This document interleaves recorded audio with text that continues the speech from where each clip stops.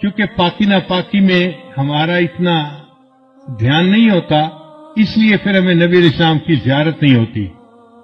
بہت سارے لوگ یہ کوشچن پوچھتے ہیں کہ جی اتنے سالوں سے ہم کوشش کر رہے ہیں کہ ہمیں نبی علیہ السلام کی زیارت نصیب ہو، مگر نہیں ہوتی۔ عام طور پہ جو ہم نے بزرگوں سے سنا ہے اس کی دو وجوہات ہوتی ہیں، ایک نگاہ ناپاک ہوتی ہے اور ایک بدن یا کپڑے ناپاک ہوتے ہیں جس کی وجہ سے زیارت سے محروم ہو جاتے ہیں۔ اگر ان دو چیزوں پر محنت کریں تو اللہ تعالیٰ زیارت نصیب جلدی فرما دیں گے۔ نگاہ کا بہت زیادہ پرہیز کریں، 100% پرہیز کریں گے تو اللہ تعالیٰ کی طرف سے پھر نبی علیہ السلام کی زیارت والی سعادت نصیب ہو جائے گی۔ میرے والدین چونکہ شروع سے ہی نیکی کی زندگی گزارنے والے تھے، تو میں نے تذکرۃ الاولیاء کتاب 5ویں کلاس میں پڑھی تھی۔ 5ویں کلاس کے بچے کو تو ابھی کنسیپٹ بھی نہیں ہوتا، مگر مجھے والد صاحب نے وہ کتاب لا کر دی کہیں سے، تو میں نے اس میں اللہ والوں کے واقعات پڑھے تو دل میں بڑا شوق ہوا کہ مجھے بھی اس لائن پہ چلنا ہے اور اللہ والوں کی لائن پہ آگے بڑھنا ہے۔ پھر اس میں ایک کتاب میں نے پڑھا کہ نگاہ کا بہت پرہیز کرنا چاہیے، تو چھوٹی عمر میں، ابھی میں بالغ نہیں ہوا تھا، اس عمر سے ہی نگاہ کا پرہیز شروع کر دیا۔ بہت بچتا تھا، بہت نگاہ کو بچاتا تھا، اور مجھے اس زمانے میں اپنی والدہ سے ڈانٹ بھی بہت پڑتی تھی۔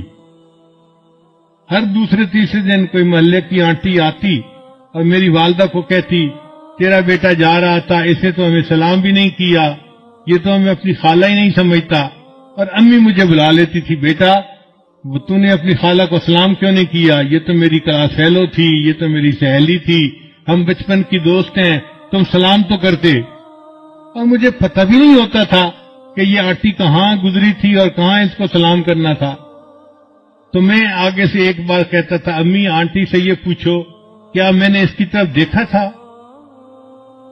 تو جب امی پوچھتی تو پھر وہ آنٹی کہتی، ہاں یہ تو یوں کر کے چلتا ہے، سر اس کا نیچے لگا ہوتا ہے، زمین کے علاوہ تو کچھ دیکھ نہیں رہا ہوتا، اس نے کہا اس کو۔ میں نے کہا امی مجھے یہ بھی نہیں پتا میرے پاس سے مرد گزرا ہے یا عورت گزری ہے، میں کس کو سلام کرتا؟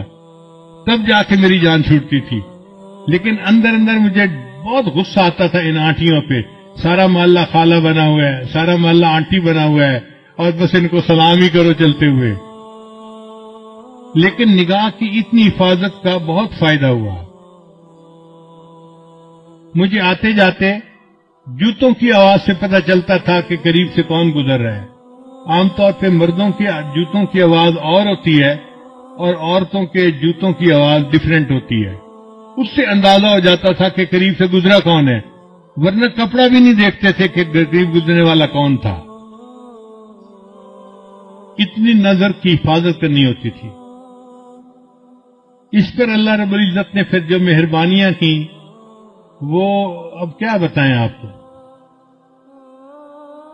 ہمارے ایک ساتھی ہیں لاہور کے، ایک دن مجھے کہنے لگے کہ میں آپ کو ایک بات بتاؤں، مجھے حضرت نے بتائی۔ میں نے کہا بتائیں۔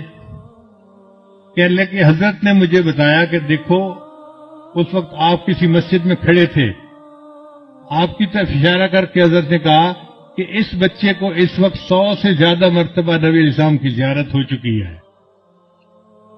میں سن کے حیران ہو گیا، اور حیرت مجھے اس کی تھی کہ پتہ اس کو کیسے چلا۔ اس نے کہا جی کہ مجھے حضرت نے یہ بات بتائی تھی، شیخ نے یہ بات بتائی تھی۔